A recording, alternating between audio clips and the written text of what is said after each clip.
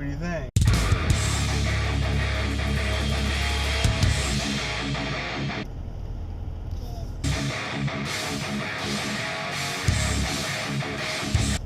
Good. Where's the sun at, bud? Alright, where's the storm at? Alright, good morning. It is Wednesday morning, September 22nd, I believe? 2016, and we have some storm clouds south of us, or I'm sorry, west of us, and it's about to start raining. What do you think about that, Grant? Alright, we gotta get ready to go. Say toodaloo. Toodaloo, baby. Alright, what's going on, everybody? Just getting out of work for the day, and got out of work a few minutes late. It's 5 after 5, so I had a few free minutes before I left. So I sprung a trap in that game that I was playing on a bad guy, and I used some troops to kill about 25 million in steel worth of enemy troops. So I used maybe about 100,000 steel worth of my troops to take out 25 million of his troops. So totally worth it. It was pretty awesome. Headed home now. I gotta get some food, some dinner, and then I think I'm gonna work on the car, on this car. I want to get the brakes finished up, so that's one thing that I can cross off the list of crap that needs to be done.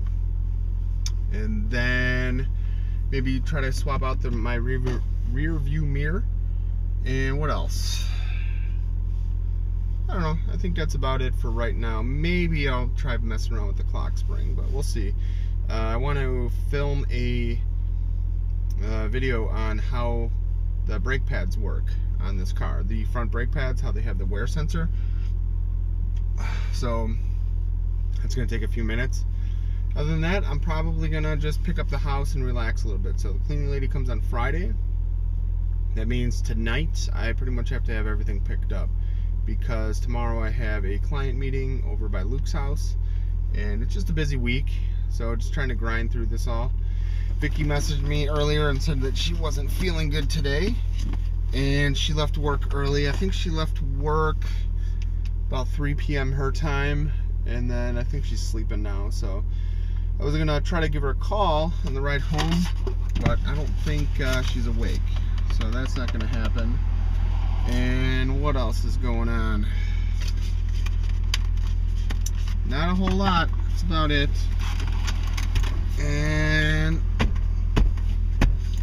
I don't know, something that's been bothering me is I'm trying to talk with that one company. Their name's Diverse Motorworks, and that's the guy, Britton. He helped me with this car when it broke in Indy over by Vicky and all that stuff. And I messaged them last Friday. They got back to me, I think it was yesterday. So I messaged them initially on Facebook Messenger on Friday. They messaged me back on Tuesday, and then they just stopped replying to my messages. So I called and left them a voicemail on their business line, and nothing.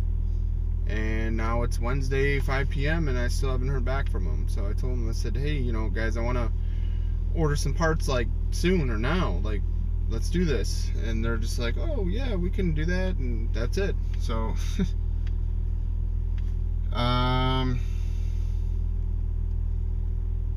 it's just been crazy. So now I get to sit in traffic for a long ride home. So traffic's been driving me nuts lately. They're doing a little bit of construction on 59, and I keep talking about it, but it just sucks. So I'm not looking forward to it. But I need to get home so I can get some food. I am starving. So stay tuned for more.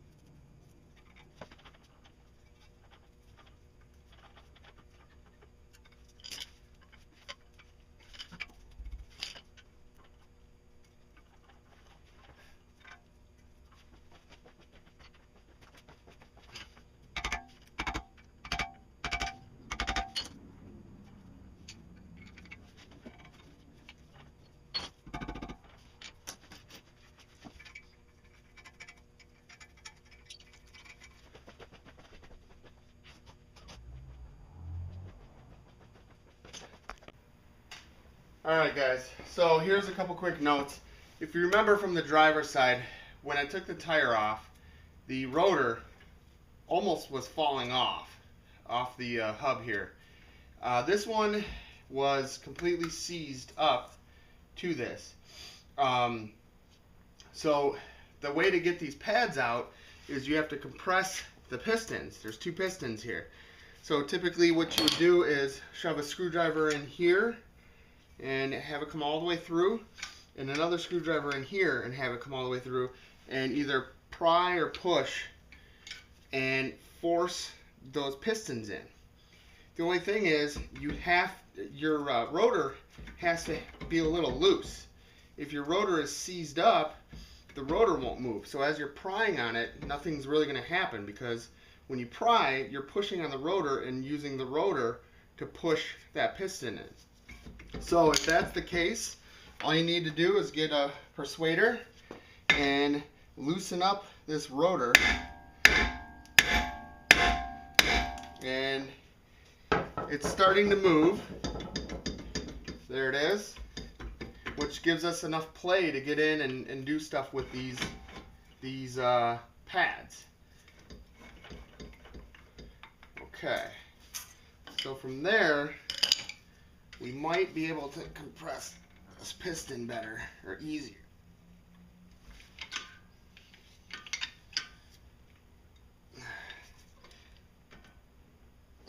There you go.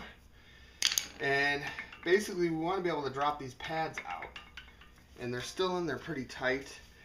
What I had done was hammer on them a little bit, just the pads, not on your rotor, because these are seized up. This is not normal. The other side went a lot easier, was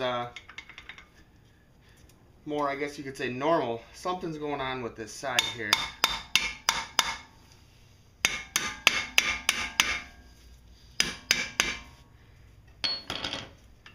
So I still cannot really move these pads that much. So what that's telling me is we probably need to compress these pistons even more. Yeah. Everything's still kind of bound up just a little bit. These pads are almost free.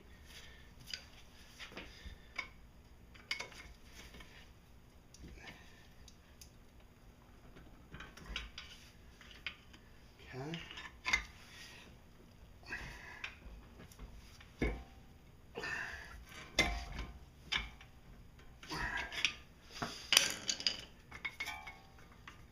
Close. We're close. You can see the rotor is now loose. And by this moving, it allows us to use it to push the piston in, and then wiggle it so we can also get these pads out. Oh, here we go. Looks like this pad's about free.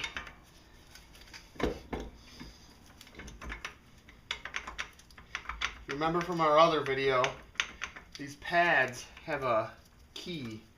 It's basically almost like a little dot, and it has to slide along a channel to be inserted and removed.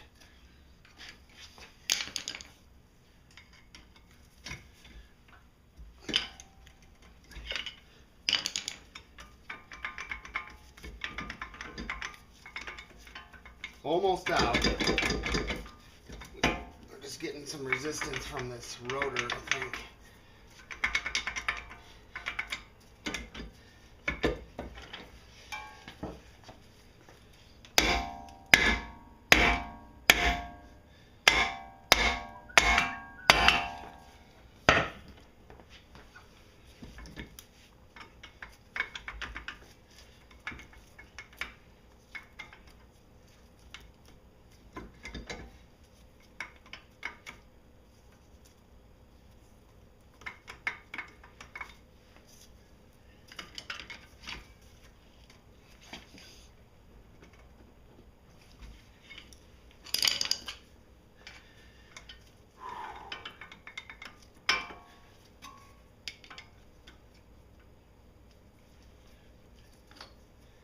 See if we can gently tap these pads on.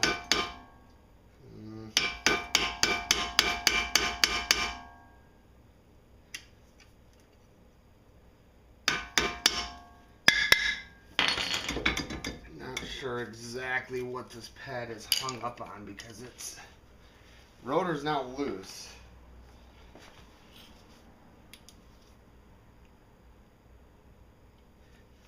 I think it's just...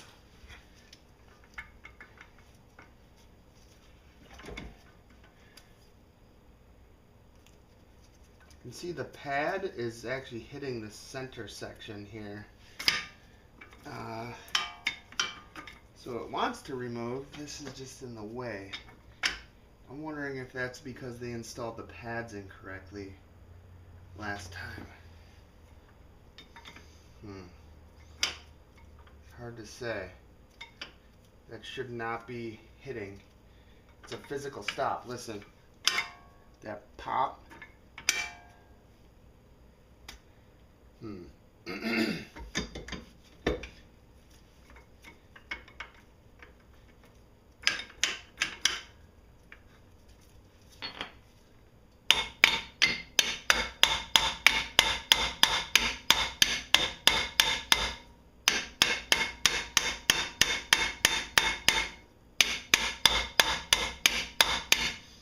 Well, if you guys have been watching my channel long enough, you know that it never goes easy for me. So,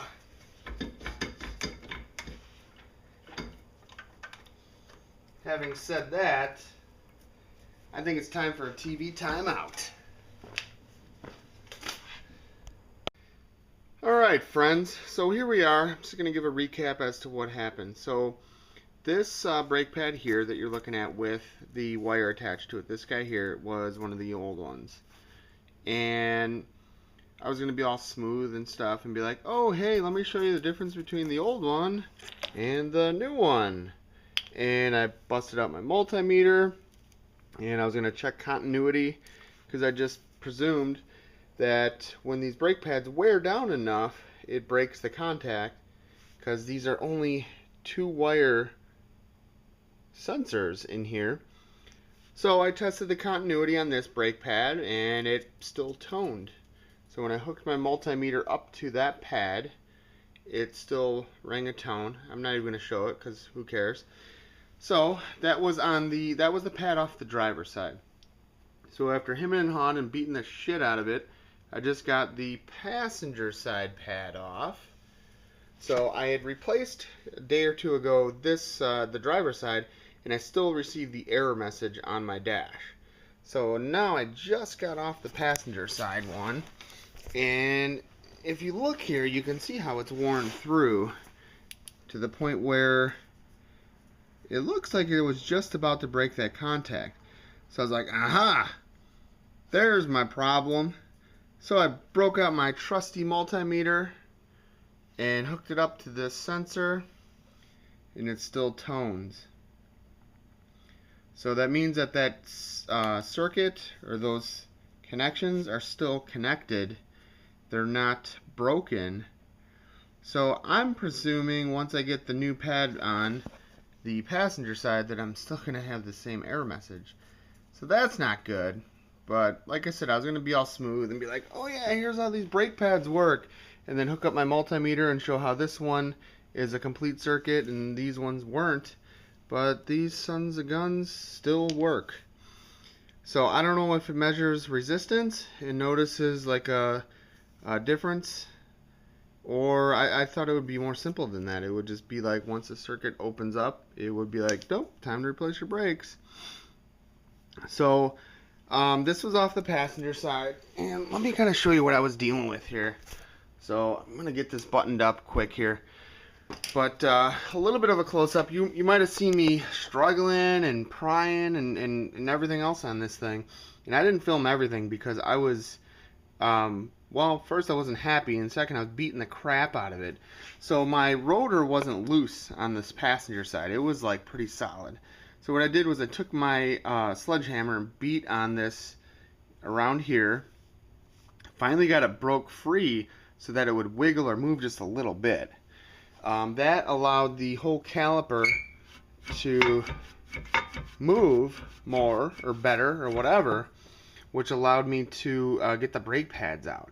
And even with all that said and done, I still, when the brake pads are in, they kind of stick through. See this hole here and this hole down here? That's the brake pads sit. Little locking nubs lock into those holes. But I basically put a screwdriver on the back side, like here, and gently hammered out the brake pads on this side. On the back side where the pistons are, those came out on their own. Now I don't know why this side is different, but everything was seized up. The rotor was seized to the point where like it wouldn't wiggle at all, and the what is this called? This whole assembly here, the caliper or whatever, wouldn't freely slide back and forth. And well, it would a little bit, but not enough to get those brake pads to pop loose. And then I kept trying to push this plungers or these pistons in, and it still wasn't enough. So I kind of had to force the pads out, which isn't normal or you know, like, I don't know what to say about that, but you shouldn't have to force them out. But something was going on this side of the car where it was wearing more heavily on this side of the car compared to the driver's side. So that probably had something to do with it. So like I said, I hammered on this to bust this loose and to get it to wiggle free. And then I kind of had to work this back and forth. And I kept hammering a little bit on the brake pads just to kind of bust them free a little bit. They were stuck in there too. And then I took a screwdriver and popped them out. So we're going to see how it goes reassembling these or getting the new pads in. But like I said, because those pads, the old pads still test with my multimeter, I'm presuming it's still not going to remove my error message, but we're going to hope that it does. So stay tuned for more. Alright, so as expected, because I had to hammer out the old pads, the new pads aren't even really sliding in there. There's basically, the basic issue is there's not enough room for the pads to slide in there. It's almost as if I can't compress this piston the rest of the way or all the way or enough. So what I'm going to do is I'm going to try, but I'm going to see if I can remove the cap here. Maybe that's why it won't let me compress it enough or more. Let's see here. Okay. Alright, let's see what happens.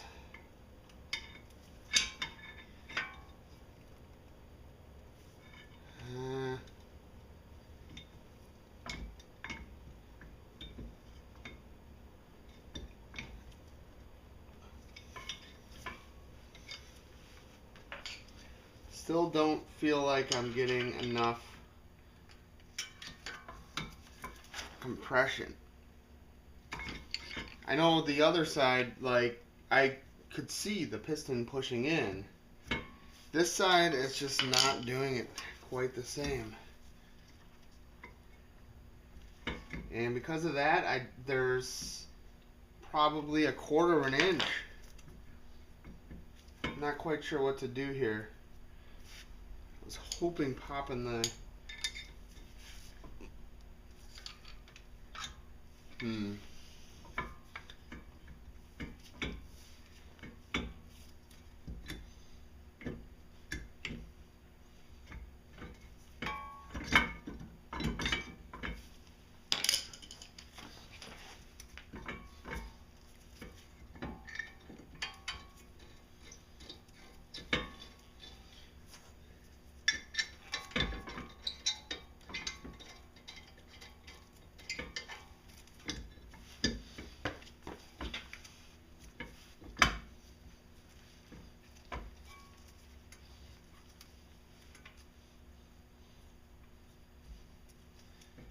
Not quite sure what to do here, guys. It feels like it's bottomed out.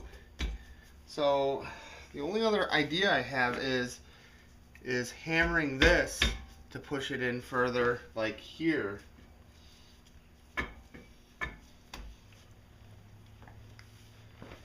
I just need like a piece of wood or something to put over it. Let me see what I got here.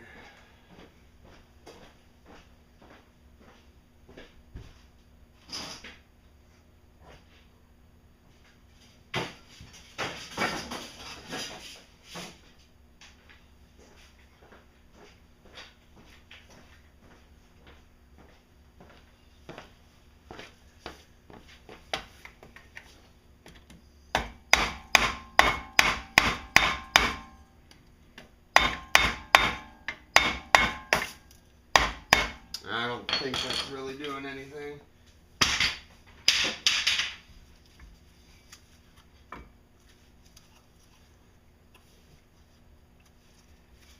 Huh. So I've owned this car for almost 2 years, and this is actually my first time doing the brake pads on it.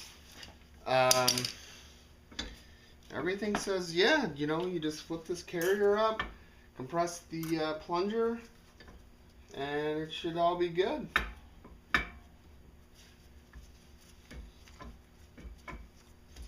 And I don't have the other side apart. Take a look at that to see how that's done.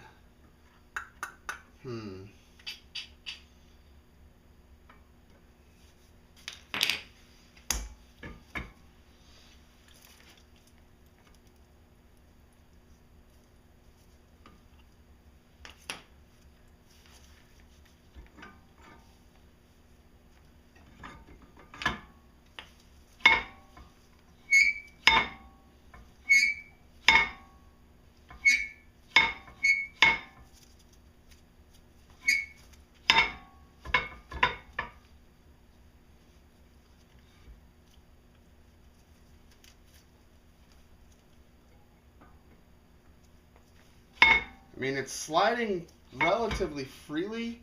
I think one of the problems that I'm seeing is that there's still just not enough of a gap. There's right now, even without any pads on either side, there's literally enough gap for one pad, but not for two. Not quite sure what to do here. I gotta get this fixed.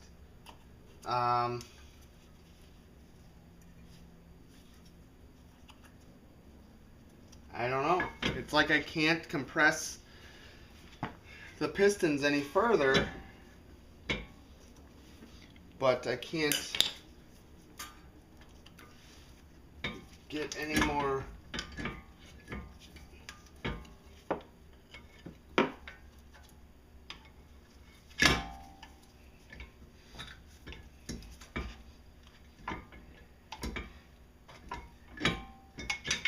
I don't know. It's got to be something simple here, guys. I'm just not seeing. I didn't run into this problem on the driver's side. So stay tuned for more. Alright guys, so I don't know if this is the right way to go about this or not, but I got a C-clamp on it, and I'm using it to compress the piston even more. I don't know why I'm having all these problems. I'm hoping this will work. I don't know. But I did not run into this on the other side, so I got to get this back together.